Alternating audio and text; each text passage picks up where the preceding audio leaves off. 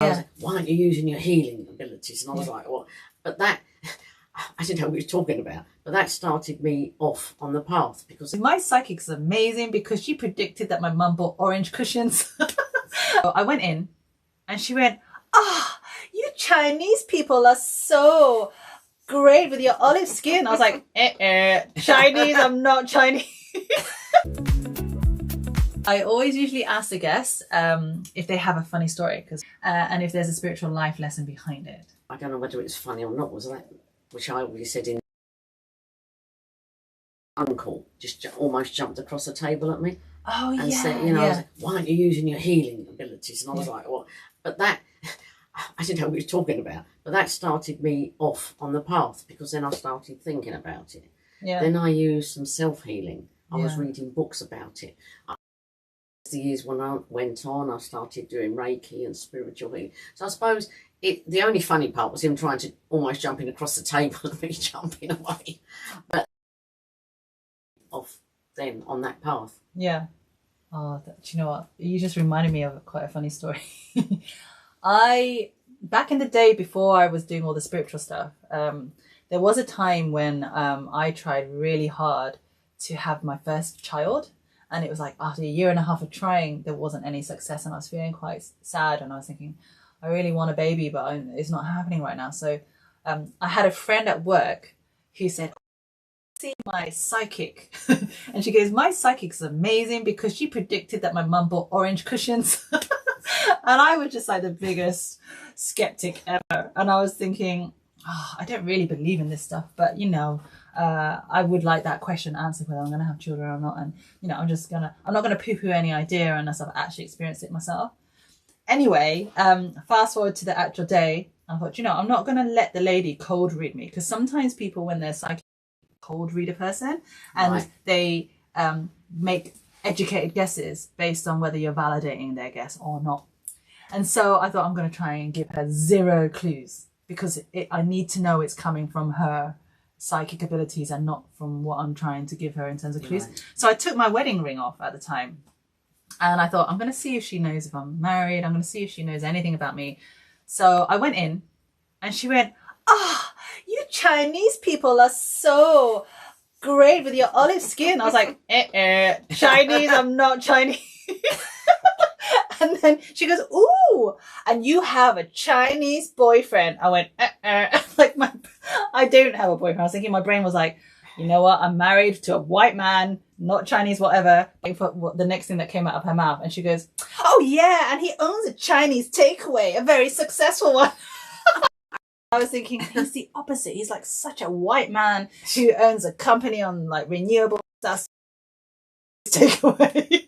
But I didn't give no clues, right? So I just like laughing inside and just went, thanks. And I just sat down and then she started talking even more rubbish, looked at me and went, okay, I think I know that you're never going on holiday to these countries. And then she countries that had terrorist attacks in them.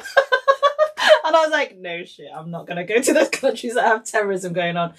And then I was thinking, is she ever going to say anything good? And she went, but you are going on holiday somewhere hot. I was like, that's kind of 50-50. Yeah. And then I thought, I'm waiting for her to say something good. And then she goes, okay, now my tarot cards. And she took her tarot cards out and she goes, I need you to touch these and shuffle them up and put your in. I thought, actually, this is good because, you know, I know energy and memory can be transferred through energy. So I thought, this is giving her a chance. So I thought, okay, I'm going to shuffle these cards and I'm actually going to put an intention in there. I'm going to put the intention, see if she knows whether I'm going to have children or not. And actually, the reason why I decided to see a psychic was because I had another friend who, well, she's not really a friend, but I heard a story about somebody I knew that didn't know whether she could have children. And when she's seen a psychic, the psychic knew that she had like an unusual womb, which prevented her from having the child. And I thought, well, maybe what I needed was a psychic. So anyway, when I got to this lady and she did the tarot cards, and her head, like she went from being all a bit weird to, like her body was just like, it's almost like she went into the zone when she touched the tarot card. She went, your partner's initials is TWC.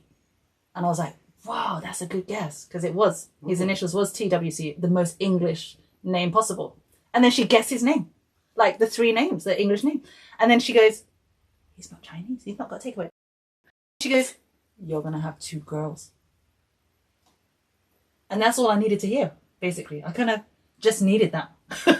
even though she spoke a ton of rubbish, she almost went into the zone as soon as she touched the tarot cards when I put my intention and energy in it. And that's all she said. And those 2 became truth, obviously with the right initials and the name and the 2 kids. But that was after I put my intention and my energy into the tarot cards and picked the cards. That is weird. So there was something there. Yeah. Maybe she should have just done the tarot and nothing else. I know. Yeah. But I thought it was comical, you know, like. Yeah. So in terms of funny story, okay, life lesson is there are lots of charlatans out there. There are, even if you get like, if you go to a spiritual place and you want a reading, a psychic reading, or you want healing to be done, there are going to be people who are charlatans, people who aren't really there. They're just there to make money, or they're just there to cold read, and they're not genuine. And you get a lot of that anywhere you go. And that's why I always say you need to go with recommendation. You know, sometimes because I'm in the past been to see psychics, if you like, and I had a recommendation. Yeah. And the woman seemed, she seemed fairly good, but again, a lot of it was, what I found is with some of them, they start asking you questions. And I'm thinking, well, you're supposed to be telling me. Yeah, I know. You know, that's cold reading. Do you do reading. this and do you do... And I'm thinking, well, hang on a minute, you tell me. But I did once meet a psychic, and I remember I went with my mum years ago, and this woman opened the door, and she looked at me, and I just felt like her eyes went right through me. And I felt it. And I think I was a teenager then, and I just felt this. And I thought, wow, she knows something. And she was good. But it just, all she did is look at me, and I felt it. Yeah. Yeah. That was, some art do come up with really good things. Obviously, but as you said, there are a lot of charlatans. Oh, you just reminded me of another charlatan. Actually, this is another story that I remembered. When I first came to Glastonbury, there was another shaman, and he's quite a famous one here in Glastonbury. I'm not going to name his name because I'm not going to poo-poo anyone. But because there was just so many people, and he was like the main person in the town, I thought, I'm just going to go see this person because he's quite famous.